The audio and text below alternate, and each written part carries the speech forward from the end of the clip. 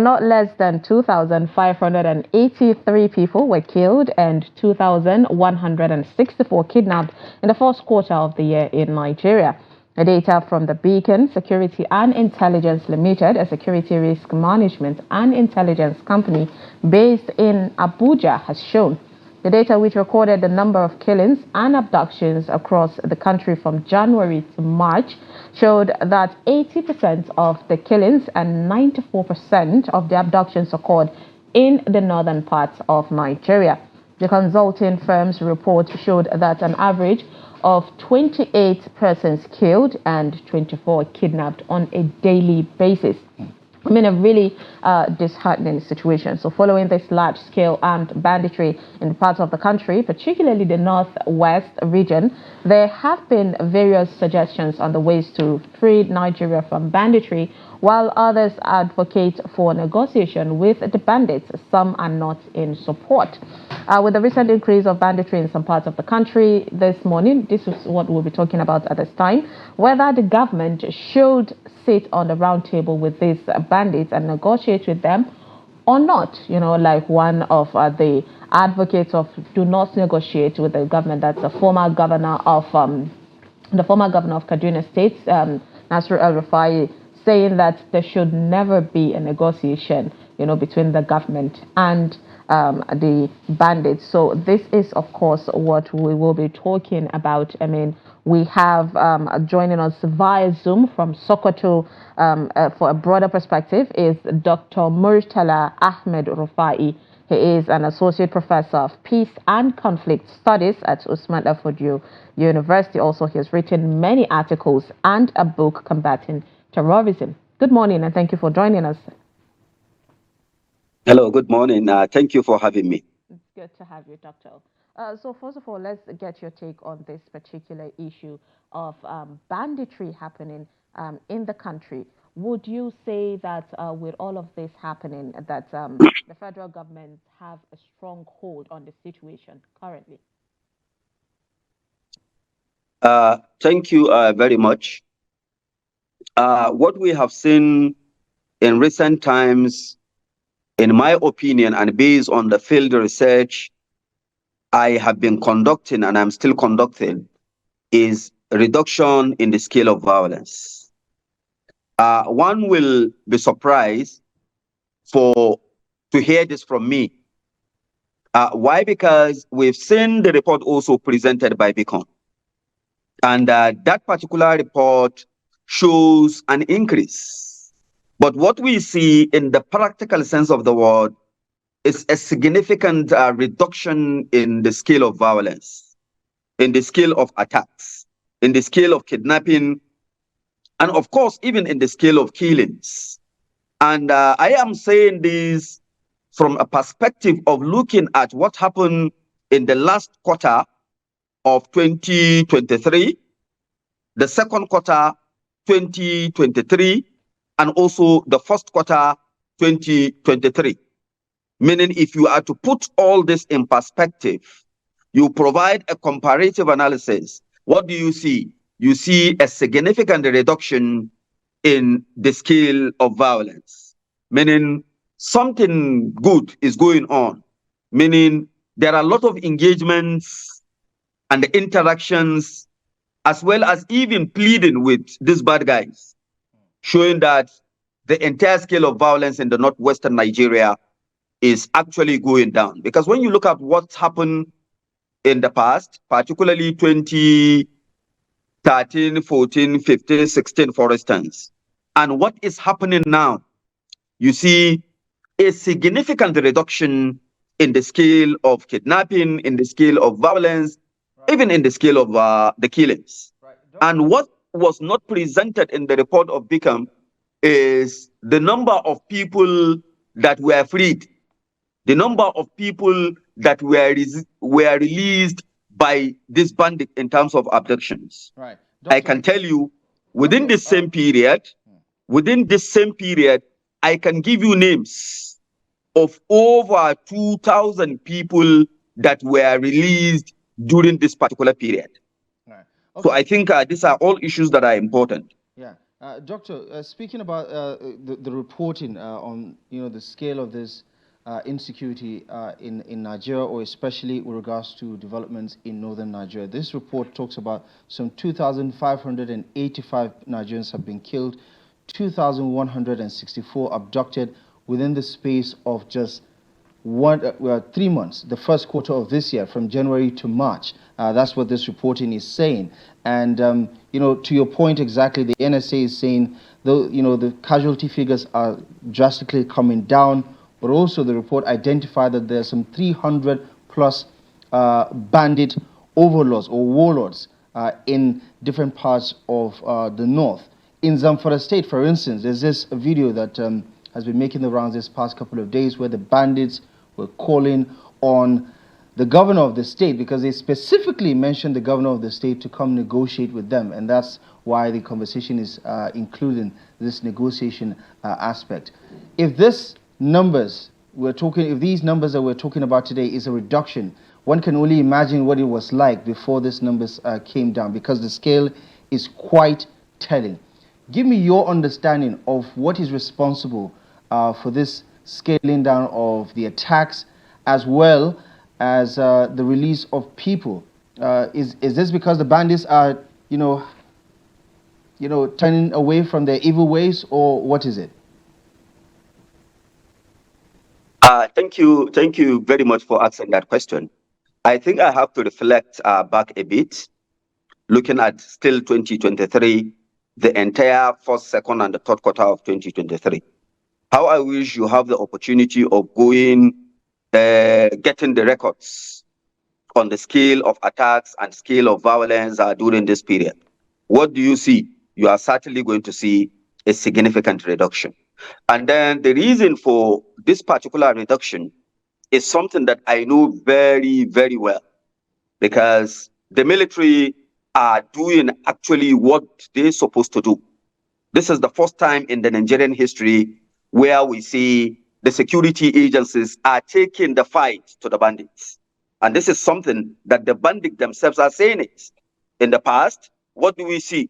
We see a mere, what I call, cosmetic exercise, where in which the bandits are not properly engaged. We've seen policies that were not working, but now what do we see? We see the bandit lamenting bitterly about the scale of land and air operations.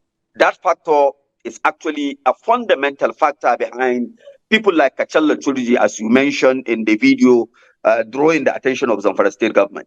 That is one.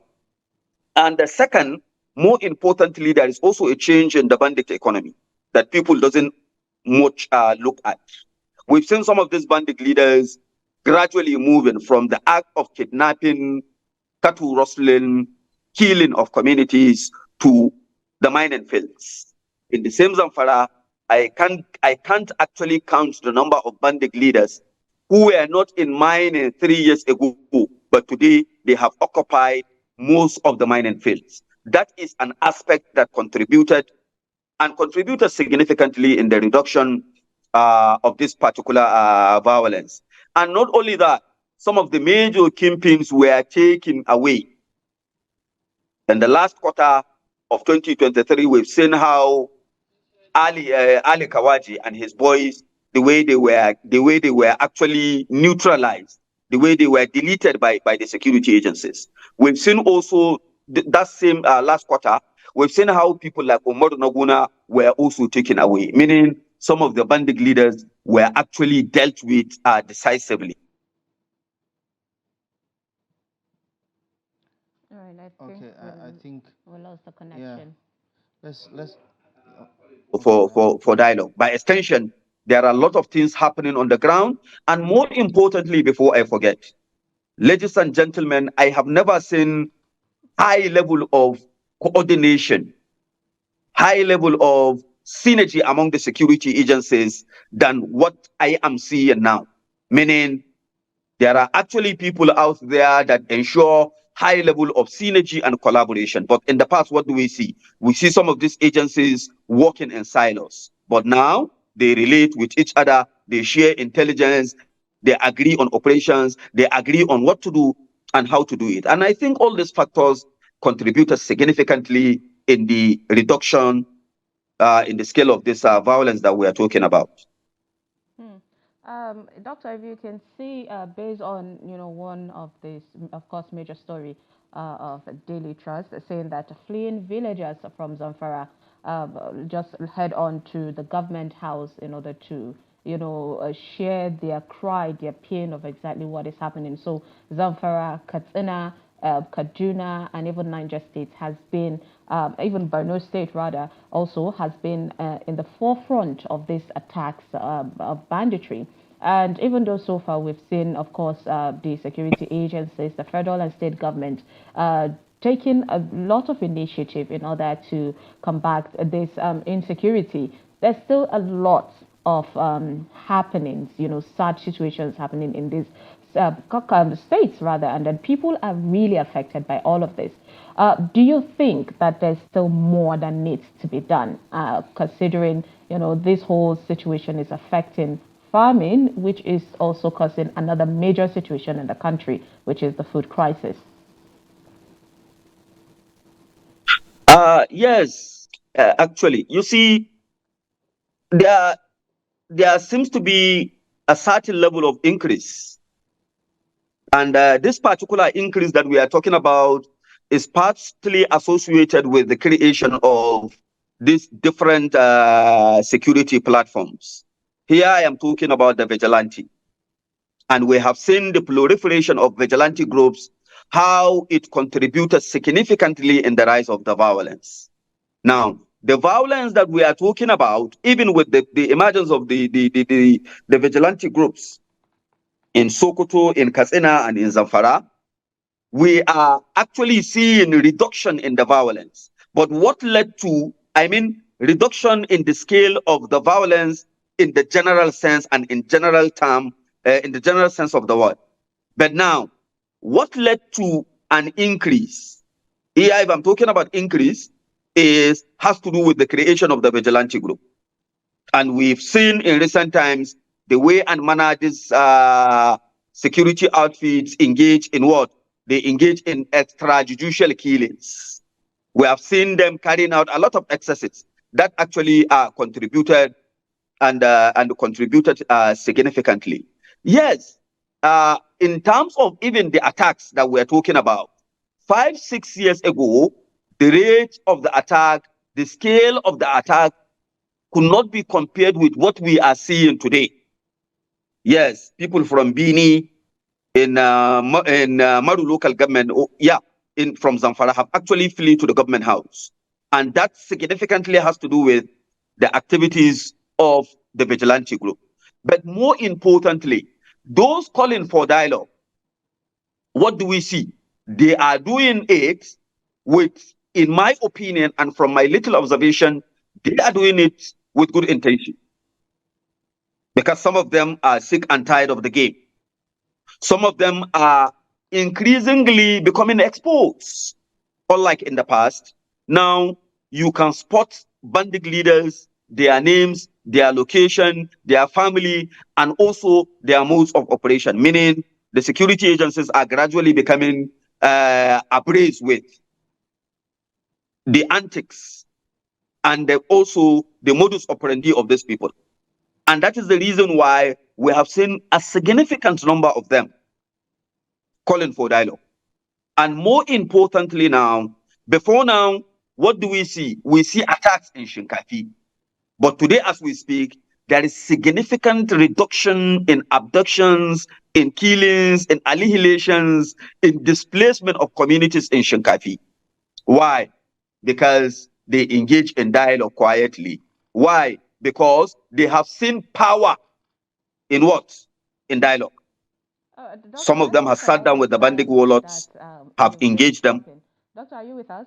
Let's talk about the dialogue. I mean, Yes. not only this these terrorists, these bandits coming out to seek for dialogue between them and the government. There's also been religious clerics like Sheikh Gumi coming out to say there should be a conversation between the government and these people. So, but then the government has shown its own thoughts of saying we do not want to negotiate based on the situation that happened to the Kuriga student, because after everything, the release of the student, the federal and state government said they did not pay any money for that release of those children. So do you think that there could be benefits to sitting down with this, or is it a no-no in terms of negotiation?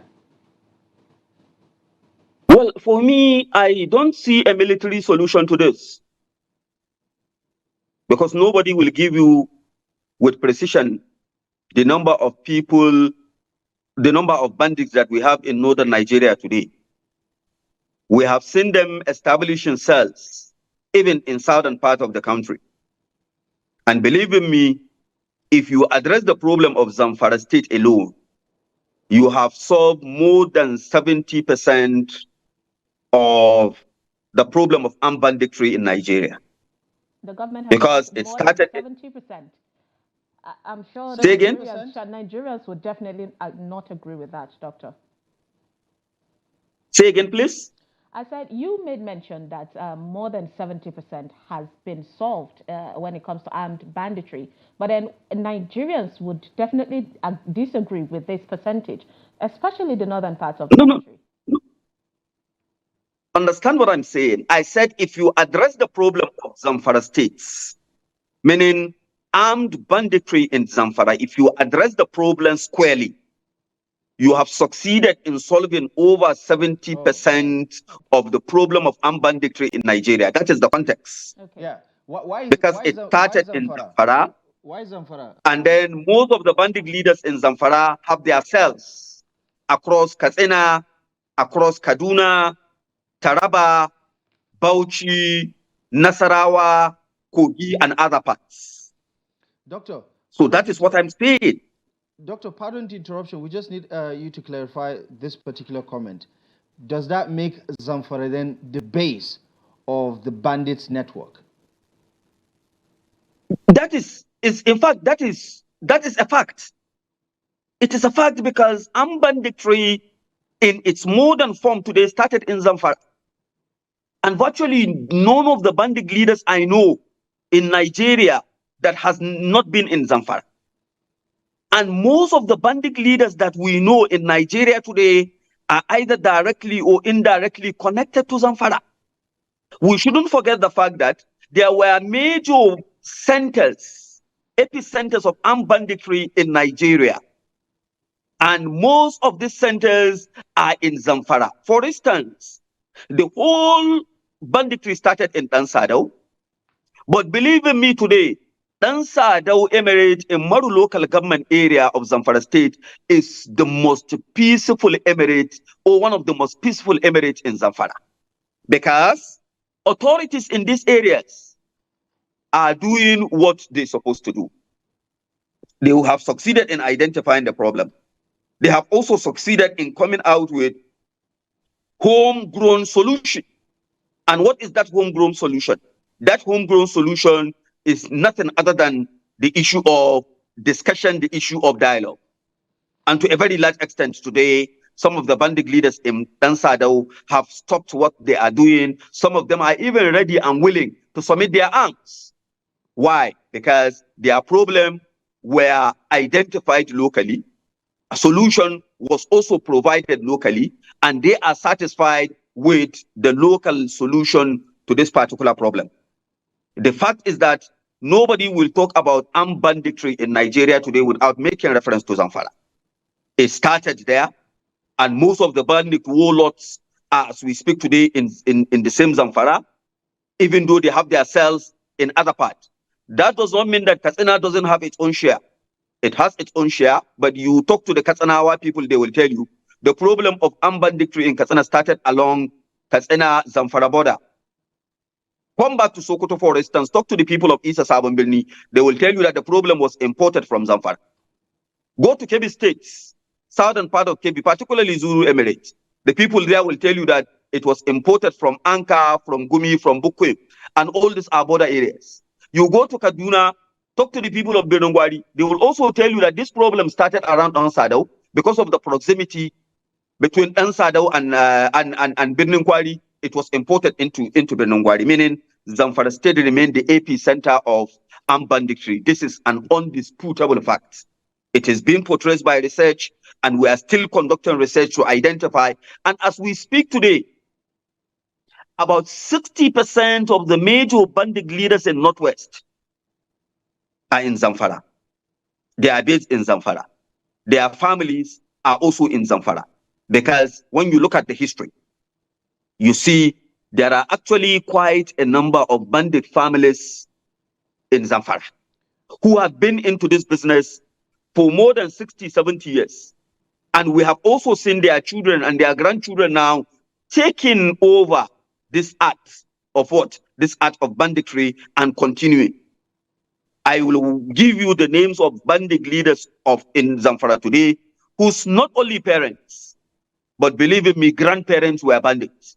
So this is basically a historical phenomenon that has taken new dimension, that has been taken over by the supply of small arms and the light weapons, been actually taken over by the role of drugs and all that. But banditry has been there for a very long period of time.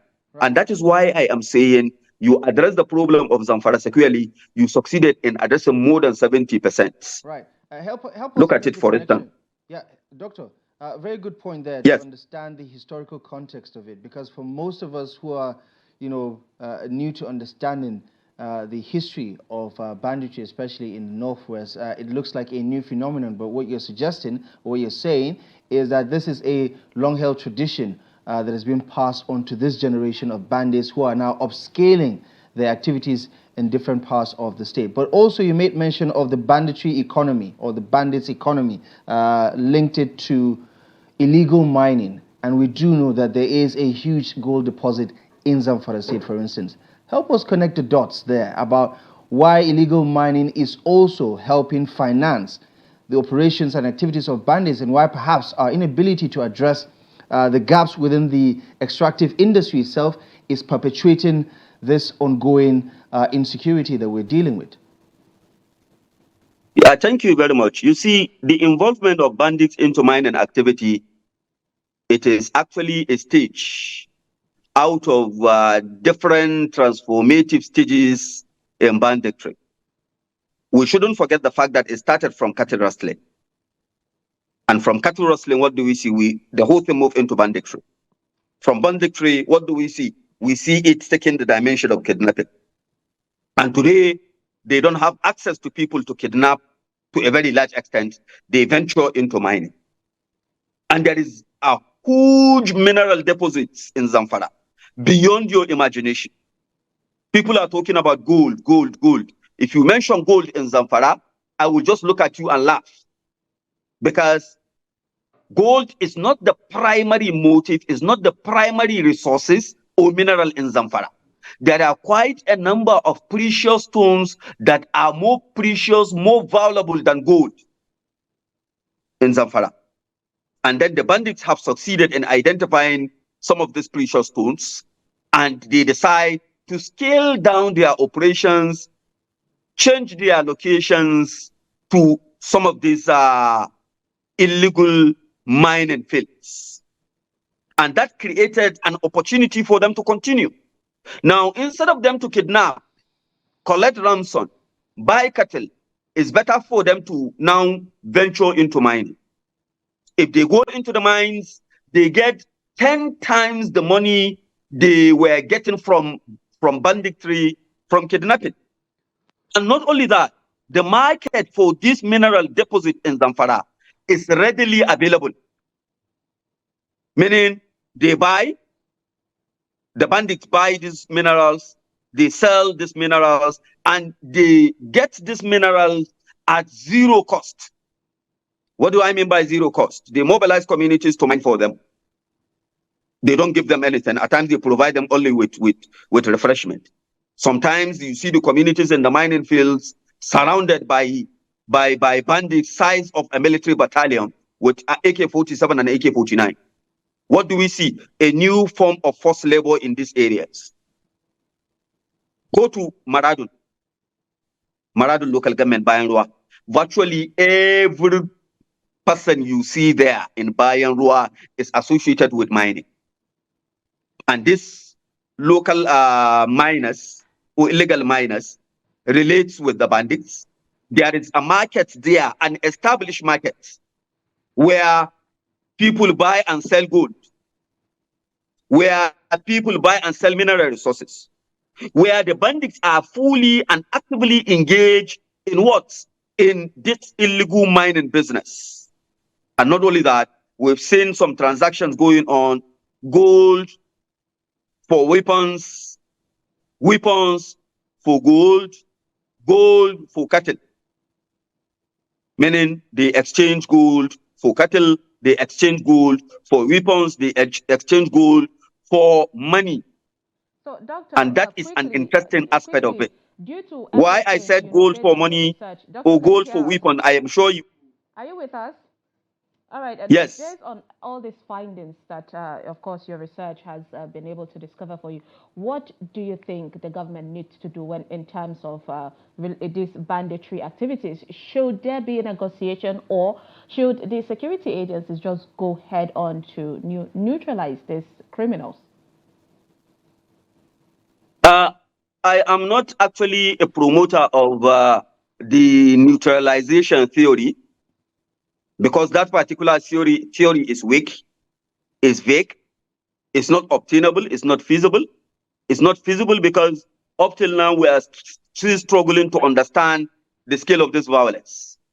I see dialogue as the best and the only option. There is no actually alternative to dialogue, because we've seen where this dialogue actually worked and worked perfectly well. I cited example with Dansa. That I cited example with Shinkafi in the same Zamfara. But then this dialogue that I am talking about should be properly coordinated, should be done the way it should be done.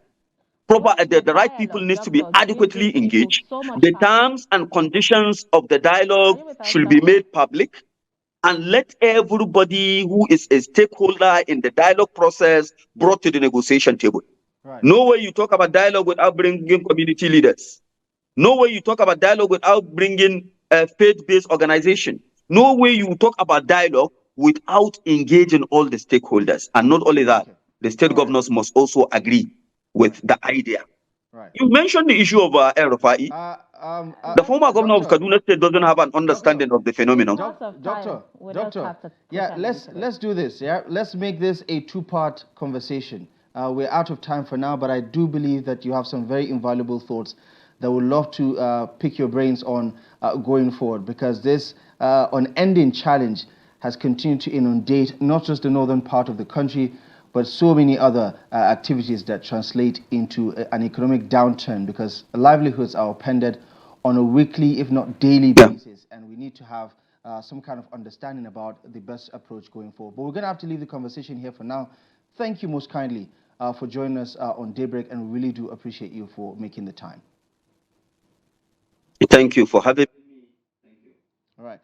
That was our conversation with Associate Professor of Peace and Conflict Studies at the Usman Danfodio University in Sokoto. We've been speaking with Dr. Murtala Ahmed Rufai on the state of banditry and the idea of negotiations going forward, especially on the back of that video from the bandits in Zamfara State calling on the governor of the state, Dauda Lawal, to come negotiate with them.